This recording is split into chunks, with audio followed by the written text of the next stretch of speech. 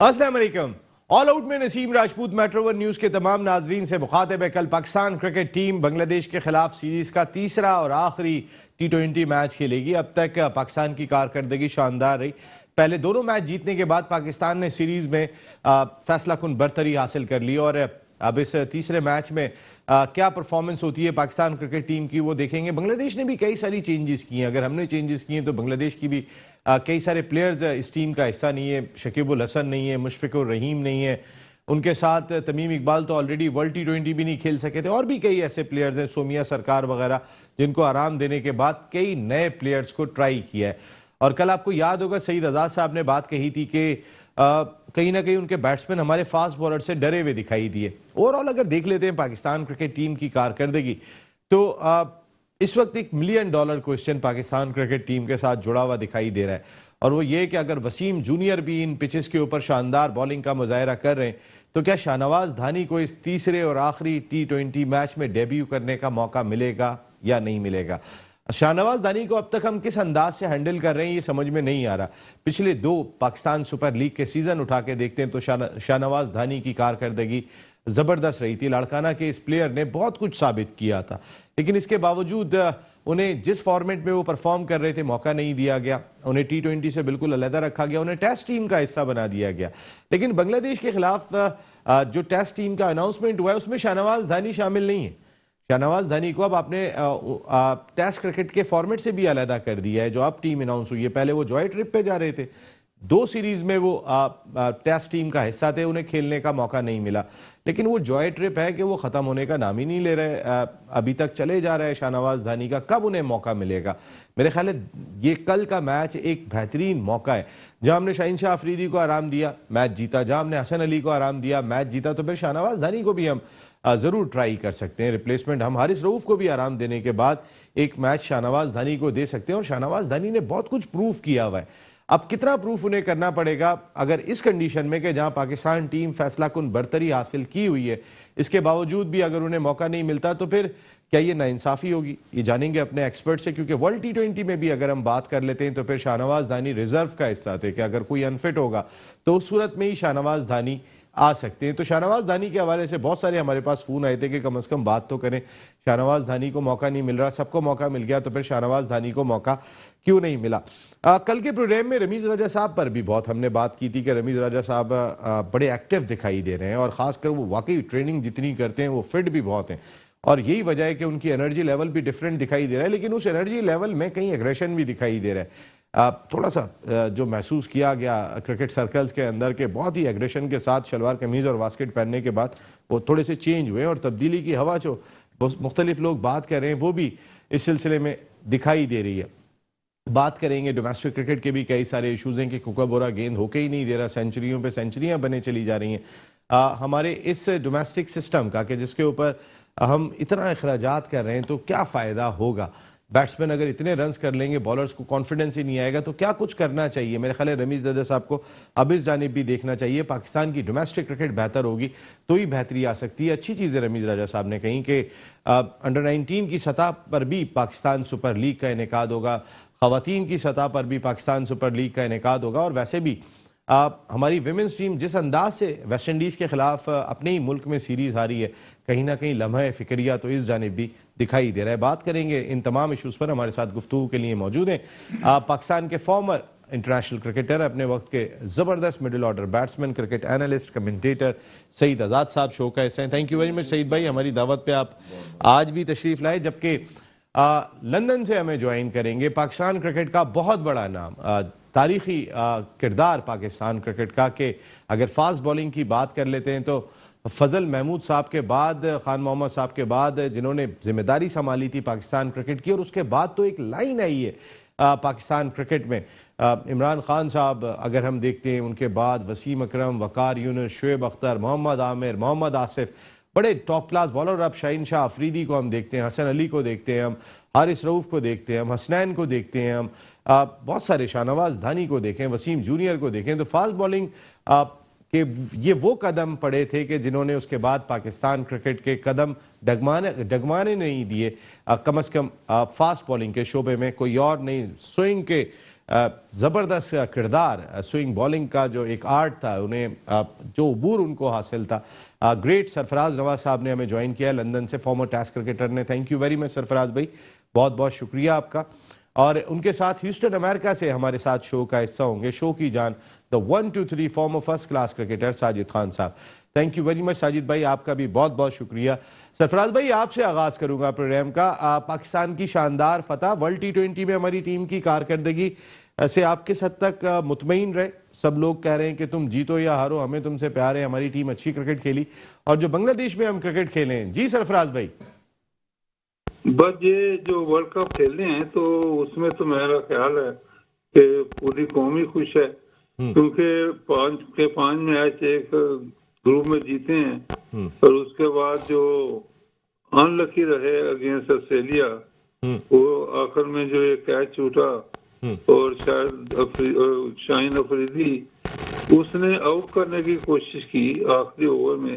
हालांकि उसको चाहिए था कि राउंड का विकेट जाते और ऑफ स्टंप के बाद भी गेम कर सकते थे, लेकिन उस वक्त मेरा ख्याल है कि टीम मीटिंग करनी चाहिए थी। कैप्टन को 3-4 सीनियर प्लेयरों को बुला के और बॉलर को समझाना चाहिए था कि आउट ना करो, विद इन द स्टंप्स ना करो, थोड़ा सा वाइड भी करके दे लो।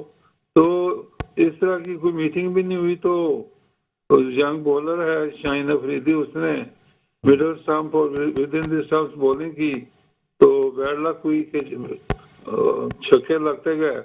तो उससे पहले जो कैच उठा था वो भी मैं कहूँगा कि एक बुनियाद थी टीम के मैच हारने की। तो बहरहाल ओवरऑल परफॉर्मेंस कहें तो इतनी बुरी नहीं है। अब जो बांग्लादेश में गए हैं तो वहाँ मैं कहूँगा कि ये जहाँ जो वर्ल्ड कप में प्लेयर नहीं खेले, इनको सबसे पहले चांस देना चाहिए था, ताकि बांग्लादेश की टीम तो वैसे ही पहले भी कमजोर थी, ग्रुप में बॉटम पे थी, और उसके बाद उन्होंने 3-4 प्लेयरों को वैसे भी फारग कर दिया है। और अभी जो सीरीज हो रही है तो पाकिस्तान ने तो वो ही किया कि जो बेस्ट इनके अवेलेबल है उन्हीं को खिला रहे हैं। हालांकि मेरा ख्याल है कि जो वाइस कैप्टन आप बनाया है रिजवान, उसको कैप्टन बना देते वहाँ, और बाकी 1-2 सीनियर प्लेयरों को आराम देते। शोएब मलिक का क्या मकसद था जबरदस्ती से जाने का, उसको फारिग करके आराम से सीनियर टीम आती। तो इस तरह दानी की आप बात कर रहे हैं, उसने सबसे ज्यादा 20 विकेट्स लिए हैं PSL में, तो उसको तो चांस ही नहीं दिया, रिजर्व में रखा हुआ था। बहरहाल अब उसको चांस देना चाहिए था, जूनियर को देना चाहिए था। इस तरह ये और बैट्समैन जो नए 2-3 खिलाए हैं वो ठीक ही है। उसके अलावा मैं कहूँगा कि ये जो दूसरे यंग प्लेयरों को लेके गए हैं उनको जरूर चांस दें, और उसके बाद ये देखें कि अपना जो कैप्टन है बाबर आजम, उसको तो वैसे खुद ही रेस्ट कर लेना चाहिए था। जी अच्छा, बाबर को खुद ही रेस्ट कर लेना चाहिए था, ये बड़ा पॉइंट दिया है सईद भाई, सरफराज भाई ने, कि एक तो धानी को खेलना चाहिए। पहले तो धानी के बारे में बात करते हैं, फिर सरफराज भाई ने 2-3 पॉइंट दिए, शोएब मलिक की बात की, बाबर की बात की, पहले धानी। देखिए नसीम, हम इतने दिनों से हम बात करते हैं, कोई खुदा ना खास्ता हम नेगेटिव थॉट से बात नहीं करते, ना हम ताज्जुब की बात करते हैं। मैं 90% आपको बात ये करता हूँ कि कोई चीज़ अमल में नज़र आ रही होती है कि यार ये नेगेटिव अप्रोच है या ये ताज्जुब की अप्रोच है। मुझे समझ में आता पाकिस्तान की जो जिसे कहते हैं फ्यूचर प्लानिंग हमारी जो भी सिलेक्शन कमेटी आती है, जिस किस्म की पर्सनालिटीज आती हैं, वो फ्यूचर प्लानिंग नहीं करती। अब ये सरफराज भाई ने बहुत ही जबरदस्त बात की कि अगर आपको ये इस टूर्नामेंट में शोएब मलिक को लेकर जाने का क्या दुख था, अगर आप इसको ड्रॉप कर रेस्ट करवाते या बाबर आजम रेस्ट करता, तो फ्यूचर प्लानिंग नजर आ रही होती कि आप किसको खिलाना चाहते हैं, पाकिस्तान की क्या रिक्वायरमेंट है। अब धानी, आप देखें धानी को इन दोनों को साथ खिला देना चाहिए था। किन दोनों को? ये वसीम को और धानी को। आपको फर्क महसूस हो जाता कि क्या चीज है और ये फ्यूचर प्लानिंग के कौन बेहतर गेन कर रहा है, कौन बेहतर गेन कर रहा है, किसमें कितना टैलेंट है, किसमें कितना वर्क होगा, ये प्लानिंग होती है। इस वक्त हमारी टीम, हमारे सिलेक्शन कमेटी में या बोर्ड में कोई एक ऐसा आदमी नहीं है, मुझे समझ में नहीं आता, जो ये इन लोगों को बताए कि भाई हमें आगे अगले 5 साल के लिए या 6 साल के लिए हमें ये यंगस्टरों को रखना है, ये इस काबिल है कि नहीं है। अब जैसे मिसाल के शोएब मलिक का वाकई कोई तुक नहीं बनता था। अभी कल के प्रोग्राम में साजिद खान ने एक बड़ी अच्छी बात की थी, नसीम मुझे याद है, साजिद खान ने कहा कि भाई ये क्या मसला है, सरफराज रिजवान को आपने ओपन करा, इतनी इंजरी हुई, इतनी परेशानी हुई, अब सुपरस्टार हो गया है, वो ग्रेट प्लेयर हो गया है, दुनिया को पता चल गया है, सब रिकॉर्ड उसने हासिल कर लिए, आप उसको रेस्ट करा देते, और क्या चाहिए, सरफराज को खिला देते। इसी तरह बाबर आजम को देखें, ये मैं आपसे कह रहा हूं सरफराज भाई, पहले मुझे धानी पे बात करनी है, क्योंकि देखें धानी के हवाले से मैंने इतने फोन सुने। देखें धानी के साथ ये ज्यादती हुई है। मैं इसी, अच्छा हुआ आपने मुझे, मैं कहीं और जा रहा था, मैं अभी बाकी लड़कों पे भी बात ये नजर हमारा फ्यूचर क्या है। अब तो मुझे ऐसा लगता है कि पहले तो ये होता था ना, हमारे जमाने में पहले ये होता था, सरफराज भाई को पता है कि कोयटा या बहुत सारे सूबे ऐसे होते थे कि गवर्नमेंट की पॉलिसी थी कि कोटे पे खेलते थे कि भाई उनका एक लड़का खिलाना है। सरफराज भाई बता देंगे अभी आपको। अब तो मुझे ऐसा लग रहा है कि ये शुरू हो गया है ये दोबारा से, मगर हम तो कोटे में भी नहीं आ रहे सिंध के। तो ये नजर आ रहा है कि ये गलत काम हो रहा है, ये मुल्क की बेहतरी के लिए नहीं हो रहा। नसीम, ये आप निशानियां छोड़ रहे हो ना, आप निशानियां छोड़ रहे हो कि यहां के सिंध को या कराची को नहीं खिलाना, मुल्क की बेहतरी के लिए। साजिद भाई, ये काम मुल्क की बेहतरी के लिए नहीं हो रहा है।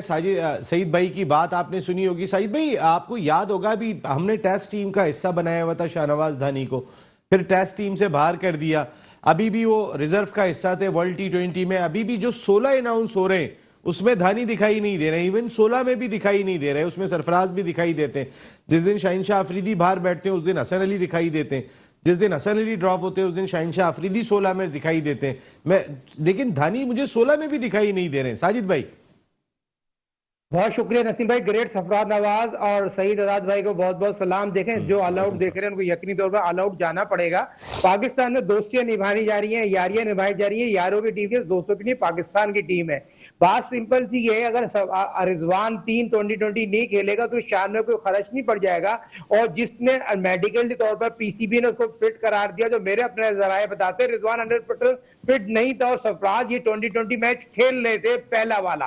बात सिंपल सी है, सरफराज के साथ खुला मेरिट का कत्ल हो रहा है, उसमें कोई कहने वाला नहीं है। बहुत बड़ी ज्यादती। आपने सवाल किया धानी का, सईद ने सवाल किया धानी का, सरफराज नवाज साहब मौजूद है। एक लड़का पाकिस्तान सुपर लीग के 6ठे एडिशन में 2020 का बेस्ट बॉलर बनके सामने आता है और उसका खुला मेरिट का कत्ल होता है। आप उसको खिला दें, दोनों टेस्ट मैच जो दावे से कह सकता हूं वो 20 आउट करेगा बांग्लादेश में, दोनों मैचों में मैन मैच होगा। इतना आउटस्टैंडिंग बॉलर है, इतना फाइटर क्रिकेटर है धानी जिसका नाम है। बात सिंपल सी होती है, आपके प्रोग्राम में सईद आजाद साहब बात कर रहे हैं, ये सरफराज नवाज साहब है, मैं आपके पीसीबी के चेयरमैन रमीज आजाद साहब से बात करूंगा। ये वन मैन शो है, जब से रमीज आजाद साहब आए हैं ये वन मैन शो है, हर चीज अपने हाथ में रखना चाहते हैं। अभी मेरे अपने जराए बताते हैं नसीम राजदास को, आपने तो बहुत प्यारी बात की, मगर कल एक बात मेरे जहन से निकल गई थी। पाकिस्तान क्रिकेट बोर्ड में पाकिस्तान सुपर लीग की मीटिंग होती है, पाकिस्तान सुपर लीग के मीटिंग में इस्लामाबाद के ऑर्डर से किस लेजे की बात करते हैं पीसीबी के चेयरमैन, किस लेजे में बात की जाती है। मैंने आपको इज्जत दी है, पाकिस्तान क्रिकेट बोर्ड का चेयरमैन है, तो आपको जमीन पे मैच के तौर पर बात करनी चाहिए। आप पाकिस्तान सुपर लीग के 6 फ्रेंचाइज ने पाकिस्तान क्रिकेट को खड़ा किया है, इस दोहराए पे लेके आई है, तो पाकिस्तान के मौजूदा चेयरमैन रमीज राजा को इस लेजे में बात नहीं होती है। इससे 2 दिन पहले भी इससे साफियों से बात की, इस लेजे में बात की, कोई कहने वाला है, कुछ बताने वाले हैं। अगर इतने बड़े हकदार हो, इतने पीसीबी के चेयरमैन बनते हो, तो जाओ इमरान खान से बोलो पाकिस्तान क्रिकेट टीम का बेड़ा गर्क करती है, तो कितने 6 कोचिज है और पाकिस्तान ने 180 प्लेयर खेले, 28 सेंचुरियां बनी है, 28 के 28 मैच हो गए, तो डिपार्टमेंट में क्रिकेट की है, डिपार्टमेंट में वर्ल्ड क्लास प्लेयर बन गए। फिर मैं आपको तरीका गलत है रमीज साहब आपका। बिल्कुल साजिद भाई, आपकी ये पॉइंट आया है यहाँ पर। सरफराज भाई, आपने गुफ्तगू सुनी होगी, शाहनवाज धानी की हम बात कर रहे थे, पहले उन्हें टेस्ट टीम में रखा हुआ था, आपका बड़ा रोल रहा है पाकिस्तान क्रिकेट में। आपने पाकिस्तान की जीत में जहां रोल प्ले किया, वहां कई सारे फास्ट बॉलर्स मुख्तलिफ कैंप लगाकर आपने पाकिस्तान क्रिकेट को निकाल के भी दिए।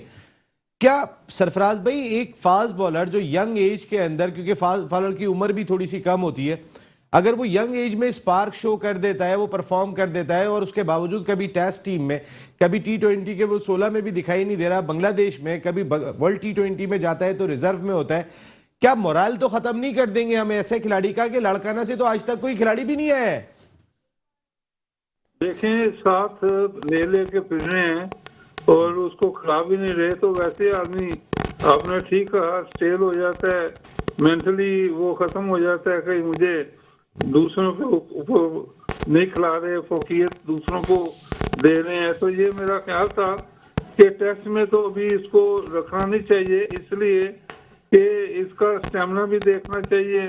इसको T20 से शुरू करते, फिर ODI में देखते, उसके बाद टेस्ट में जाता है और फर्स्ट क्लास मैच खिलाते इसको किसी टीम के खिलाफ, जो कोई टीम आती है 3-4 रोजा, तो वहां से फिर इसको टेस्ट के अंदर आपको देखना चाहिए। तो मैं ये कहूंगा कि इसका एक्सपीरियंस जो भी है वो तो PSL का है, तो उसमें अगर ये T20 नहीं खिला रहे तो फिर इसका फ्यूचर ही आप खत्म कर दें। तो मैं तो हैरान हूँ कि PCB में ये कर क्या रहे हैं। और ये देखें आप, जब ऑस्ट्रेलिया टीम आई थी यहाँ से बांग्लादेश, तो उनके तमाम तकरीबन खिलाड़ी नए थे और 4-1 से हार भी गए थे। उसके बावजूद भी उन्होंने वर्ल्ड कप के लिए जो टीम बनाई थी आपके सामने है, और वो कुछ खिलाड़ी उनके मेन नए अभी ये थे वहाँ पे। तो मैं ये कहूँगा कि हालांकि रमीज राजा तो समझदार है, उसको चाहिए कि फ्यूचर का भी सोचे और फ्यूचर के लिए कोई चीजें तो सामने लाए ना। अब आपको मैं एक और चीज बता दूं कि पहले लाहौर में 150-150 क्लबें होती थी, अब इन्होंने कहा कि 400 पर आप 50 क्लबें बना दी हैं। 450 क्लबों में लोकल, उसमें से 200 क्लबें आई नहीं है जिनका भी ना मामला है ना कुछ। इस तरह की तो ये चीजें हो रही हैं, दोस्ती जारी है, जो आपने कहा ना, वो चलनी शुरू हो गई हैं। और नदीम खान साहब तो बिल्कुल मिजरेबली फेल हुए हैं कि 3 साल से जो रीजन के इलेक्शन होने थे वो भी अभी तक वहीं पेंडिंग पड़े हुए हैं। तो मैं नहीं समझ आ रही कि ये स्कूल की तरफ भाग रहे हैं। पहले अपना स्ट्रक्चर तो ठीक करें जी। ये बड़ी इंपॉर्टेंट बात सरफराज भाई ने कही कि पहले अपना स्ट्रक्चर तो सही करो। आप स्कूल क्रिकेट की बात कर रहे हो, क्लब क्रिकेट प्रॉपर हो नहीं रही है, आप स्कूल क्रिकेट की बात कर रहे हो। सईद भाई, आप क्लब क्रिकेट जिस जमाने में मलीर जिमखाना की मैं बात करूं, जहां से आप खेलते थे, सईद अनवर खेलते थे, पता नहीं कितने, राशिद लतीफ, एक बड़े नाम जो है ना जिन्होंने वर्ल्ड क्लास क्रिकेट खेली, वो यूनुस खान, ये तमाम के तमाम मलीर जिमखाना के प्लेयर होते थे। अब पता चलता है कि मलीर जिमखाना के 11 लड़के भी जमा करना मुश्किल हो जाता है जब क्लब का मैच होता है। तो पहले आप क्लब क्रिकेट को बेस, मकसद क्लब से जाना पड़ेगा आपको नीचे। आप चाह रहे हो कि बिल्कुल नीचे से काम करो और क्लब पे काम ना करो, या कर रहे होंगे काम तो दिखाई नहीं दे रहा है। देखिए नसीम, जहां तक आप क्लब क्रिकेट की बात करते हैं कि अब ना, मुझे तो बड़ा अफसोस होता है कि क्लब क्रिकेट, मैं ना PCB को बोलूंगा और ना मैं किसी को ब्लेम दूंगा। क्लब क्रिकेट की स्टोरी ये हो गई है कि हमारी डिस्ट्रिक्ट क्रिकेट की जो पोजीशन है इस वक्त PSL मेन एक इवेंट है हमारे यहाँ। PSL हो जाए, अब कुछ लोग, पहले क्या होता था, मुझे अच्छी तरह याद है, 4-7 जोन होते थे, 7 जोन के जो सीनियर्स होते थे वो अपने अपने जोन पे काम किया करते थे, ठीक है। और वो मुझे अच्छी तरह एक मीटिंग में याद हूँ, रऊफ मलिक साहब हुआ करते थे, शायद उस वक्त मुनीर हुसैन साहब सदर थे KCC के। एक मीटिंग में मैं बैठा था, वो मुझे साथ ले गए। उन्होंने कहा कि एक जोन का लड़का जिस जोन में रिहाइश है, जिस जोन में रहता है, वो दूसरे जोन में जाके नहीं खेल सकता। और इसी तरह वो जिस जोन में खेला करता था उसी जोन में खेलते थे। उसी जोन से 10-10 लड़के, 15-15 लड़के एक ही सीजन में खेलते थे। अब क्या पोजीशन है, अब एक ही जोन में क्रिकेट चली गई, जहां का प्रेसिडेंट होता है जहां का करता धरता होता है। वो जितने कराची के लड़के वो अच्छे लड़के होते हैं वो उसी जोन में चले जाते हैं कि उनको पता होता है कि वहीं से खेलेंगे, उसके अलावा कि कोई खिला नहीं सकता। अब लड़के का बहुत छोटा टाइम होता है। पहले तो सिस्टम सही करना चाहिए कराची के डिस्ट्रिक्ट पाकिस्तान का। सरफराज भाई ने एक बात बोली, एसोसिएशन के इलेक्शन इसको बात मुझे कहना पड़ेगा सरफराज भाई को। मैं बता रहा हूं इस वक्त सरफराज भाई, इस वक्त जो कि मैं ये समझता हूं कि मानी साहब के जमाने में जो बोर्ड बना था ना, सिर्फ एक रमीज चेंज हुआ है, नहीं तो ये बोर्ड वही है। पॉलिसियां जितनी भी पिछले लोगों ने बनाई हैं, कुछ नहीं है मेरिट पे, वो कोई भी ओहदेदार मेरिट पे नहीं है। आप देखें, आते ही उसने 4 5 6 लोग निकाले थे, उससे नेशनल टीम को फायदा हुआ, नेशनल टीम को। उसके अलावा ये हर पूरा का पूरा बोर्ड ये वही है। अभी इसको टाइम लगेगा रमीज को आने में, इसमें कोई शक की बात नहीं। कि अभी साजिद भाई की भी मैंने बात सुनी, साजिद भाई ने एक बड़ी अच्छी बात की, मगर वो उससे मेरा ताल्लुक नहीं है। अगर वो उनका वो जज्बाती हो रहे हैं, वो बात साजिद भाई जज्बाती नहीं थे, देखे ना, साजिद भाई हम नहीं, तो साजिद भाई नहीं, रमीज राजा अगर देखे ना, अब आ गया, हम तो खुद कह रहे हैं रमीज राजा साहब के इकदाम अच्छे लग रहे हैं, अब आ गया है राजा, अब बजेगा सबका बाजा, ऐसा ना अपना ही बज जाए बाजा। ये तो आपकी बात सही कह रहे, मगर मैं ये समझता हूं जो बातें रमीज राजा ने इतनी जल्दी पूरी नहीं हो सकेंगी, मगर सोच अच्छी है। आपके सामने रिजल्ट अच्छा आया, नियत अच्छी होती है, आगे रास्ता बनाएंगे। मगर पिछली जो मैनेजमेंट थी, जो मानी साहब ने रखी हुई थी, नदीम खान का मुझे कोई ऐसा काम नजर नहीं आया, सॉरी टू से, कि नदीम खान ने अभी तक कोई ऐसा काम किया हो कि हर जगह से क्रिकेट निकल रही हो। क्रिकेट ना वो इंप्रूव कर पा रहे हैं क्रिकेट अभी तक, मेरी नजर में तो डोमेस्टिक क्रिकेट या सवालिया निशान मौजूद है। आप ये बात करें, बिल्कुल ठीक है। साजिद खान साहब, आ रहा हूं अभी आपके पास, और अभी सरफराज भाई ने भी कई सारे पॉइंट रेज किए। हम बात कर रहे हैं पाकिस्तान क्रिकेट के फ्यूचर पर, मुस्तकबिल क्या होना चाहिए। ये वर्ल्ड T20 खत्म हो गया, अगला वर्ल्ड T20 नवंबर में ऑस्ट्रेलिया में खेला जाएगा। वहां की पिचेस भी मुख्तलिफ होंगी, वहां की कंडीशन भी मुख्तलिफ होगी, लेकिन हम सीरीज बाय सीरीज, क्योंकि अब हर सीरीज जो है वो, अगर टेस्ट खेल रहे हैं आप तो ICC टेस्ट क्रिकेट चैंपियनशिप का हिस्सा है, ODI खेल रहे हैं तो वर्ल्ड कप का हिस्सा है, T20 खेल रहे हैं तो फिर वर्ल्ड T20 का हिस्सा है। तो एक एक सीरीज, एक एक मैच बहुत इंपॉर्टेंट हो गया। हमें फ्यूचर को किस तरह लेके चलना है, यही हमारी गुफ्तगू है। ब्रेक के बाद वापस आते हैं, तो फिर साजिद खान साहब से आगाज करेंगे। वापस आ रहे हैं एक ब्रेक के बाद। ऑल आउट में एक मरतबा फिर आपको खुशामदीद कहते हैं। बात करें पाकिस्तान क्रिकेट के फ्यूचर पर, मुस्तकबिल की बात करनी चाहिए। ये वर्ल्ड T20 खत्म हो गया। सरफराज नवाज साहब ने बड़ी इंपॉर्टेंट बात की कि यहां पर हमें शुएब मलिक को भेजने की क्या जरूरत थी। हम सब शुएब मलिक के हक में दे के, हमारी मिडिल ऑर्डर नहीं चल रही है, वर्ल्ड T20 में होना चाहिए, प्रेशर मैचेस होंगे, होना चाहिए। लेकिन अब सब यही लोग बात कर रहे हैं कि शुएब मलिक आखिर आगे कितना अरसा पाकिस्तान क्रिकेट टीम के लिए रहेंगे। अगर बांग्लादेश के खिलाफ सीरीज में भी हम शुएब मलिक को मौका दे रहे हैं, तो फिर यंगस्टर्स को कहां मौका देंगे। आसिफ अली ने अगर कहीं 1-2 मैचों में स्पार्क शो किया था, तो आसिफ अली बाहर बैठे हुए, शुएब मलिक ने भी स्पार्क शो किया था, कहीं ना कहीं अपनी फॉर्म और फिटनेस साबित की थी।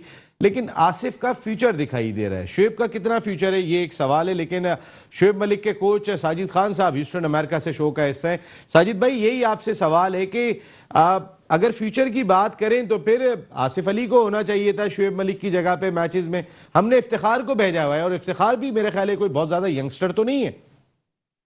देखिए, बहुत इंपॉर्टेंट हमारे पैनल बात कर रहा है, बहुत इंपॉर्टेंट बात की। देखें, बिलाल आसिफ की बात की जाए तो वो पहले तो पाकिस्तान सुपर लीग के गाने गाते रहे, उनको किस कैटेगरी में उनको टीम में शामिल कर लिया गया, क्या वो गुलकार है, किसने उनके कंधे पे हाथ रखा।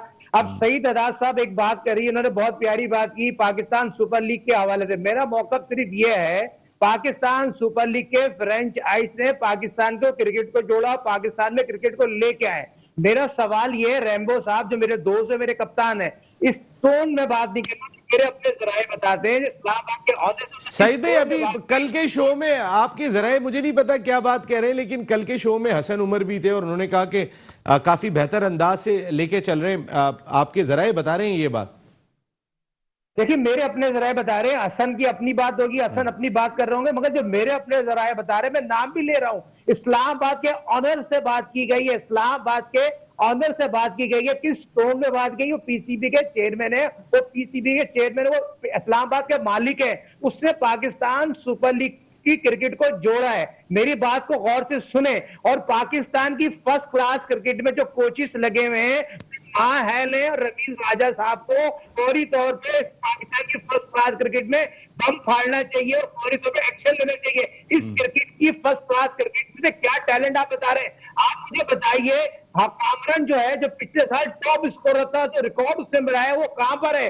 और पाकिस्तान की क्रिकेट की फर्स्ट क्लास की क्रिकेट की बात करें, कि इंटर स्कूल की बात करें, कि क्लब क्रिकेट की बात करें, आपका सारा का सारा ढांचा मतलब बेकार हो गया है। मगर रमीज राजा की तरफ सारे लोग देख रहे हैं, रमीज राजा ये डिसीजन लेने के केयर क्यों कर रहे हैं? अब तक तो रमीज राजा को डिसीजन लेने नहीं चाहिए थे। हंगामी प्रेस कॉन्फ्रेंस होती है, रजाक को बुलाते हैं, बासित को बुलाते हैं, 28 सेंचुरियां बनती है पाकिस्तान की फर्स्ट क्लास क्रिकेट में। पीछे आपकी खराब है, शहबाज नवाज साहब मौजूद है, ग्रेट फास्ट बॉलर है, इन्होंने कभी इस तरह की बात नहीं की। फिर इस तरह की है, जो बॉलर होता है आपने अपने लेके आपने डोमेस्टिक पे आ गए, मैं अभी आता डोमेस्टिक पे, आप अपने शागिर्द का सवाल गायब कर गए, शोएब मलिक का।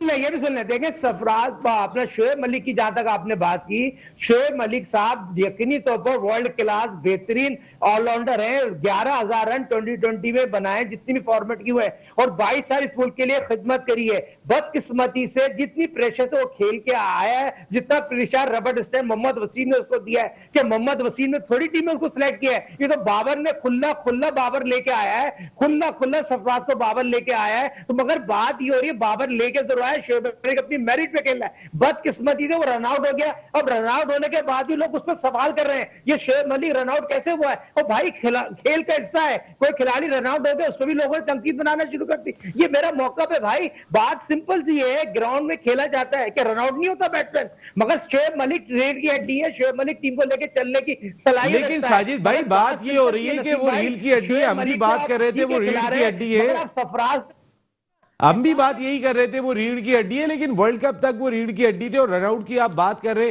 किसी ने तो ये लफ्ज लिखा था, मैंने एक अखबार में पढ़ा था, मटर गश्त कर रहे थे वो, कि यार बैट नहीं रखा बाहर, क्या आप पीछे से विकेट कीपर ने गेंद मार दी है। नसीम भाई, बात तो निकलती है ना, अब कोई किसी को स्क्रीन पे कोई चीज छोड़ता नहीं है। मेरा बताने का मकसद ये है, लोगों को तवज्जो इतनी है और रनआउट पे भी लोग बातें कर रहे होते हैं। सही भी, इस तरह के रनआउट पे तो बात करेंगे। सरफराज भाई, आप ये जो डोमेस्टिक क्रिकेट में मुसलसल रन्स बने जा रहे हैं, हम पाकिस्तान फ्यूचर की बात कर रहे हैं और फ्यूचर यहीं से ही निकलना है। हम अगर देखते हैं तो अभी तक हमारी क्रिकेट जो है वो 35-40 लड़कों के गिर्द घूम रही है। हम ये नहीं कह सकते हैं कि हमारी क्रिकेट 50 लड़कों के गिर्द घूम रही है। ये एक सच्चाई है इस वक्त। और डोमेस्टिक क्रिकेट में सरफराज भाई, सेंचुरियों पे सेंचुरियां बन रही हैं, टीमें आउट ही नहीं हो रही, मैच ड्रॉ हो रहे हैं, बॉलर से परफॉर्म ही नहीं हो रहा।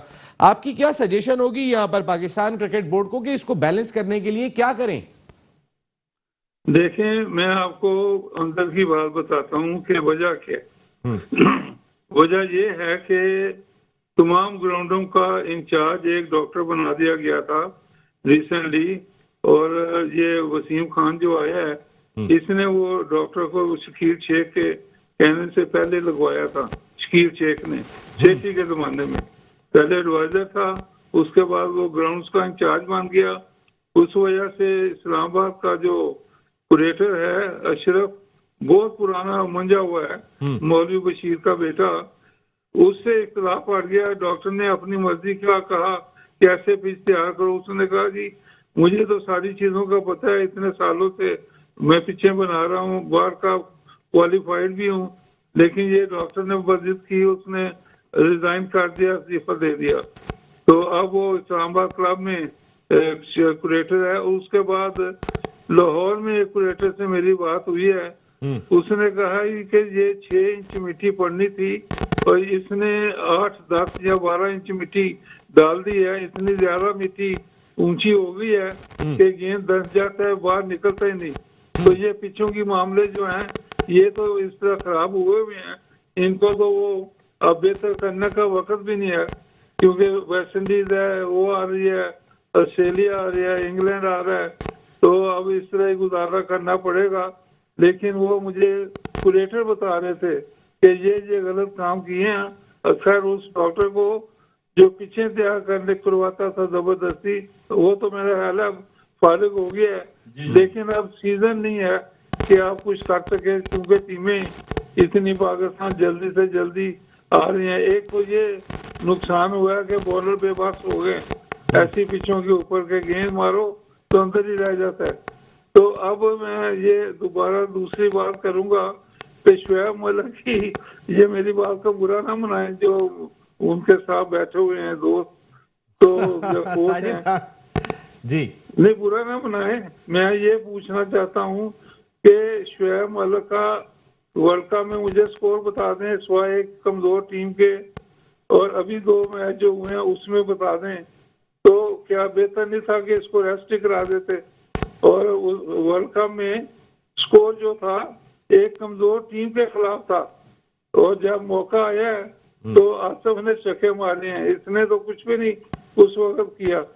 तो ये मैं ये कहूंगा कि अपनी इज्जत खुद बचानी चाहिए। शोएब मलिक बेशक स्कोर करता है, जो भी करता है, लेकिन उसका वक्त भी तो देखे ना कि दूसरे जो बाहर बैठे हुए हैं उससे जूनियर, उनको भी तो आजमाना है ना।